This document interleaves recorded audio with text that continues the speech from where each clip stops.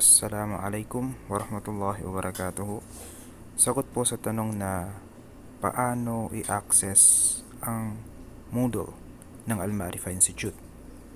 Una ay pumunta muna tayo sa ating website ng Al-Ma'rifah Institute. Kung hindi po natin alam ang web address ng Al-Ma'rifah Institute, pwede po nating i-search ang Al-Ma'rifah Institute. Search po natin sa Google, then ang pinakaunang lumabas dito sa Google, yun ang i-click natin. Click natin. Pagkatapos, punta tayo sa menu dito. Sa menu. Para ma-access natin ang Moodle, punta tayo dito. Tapos, punta tayo sa Student Portal.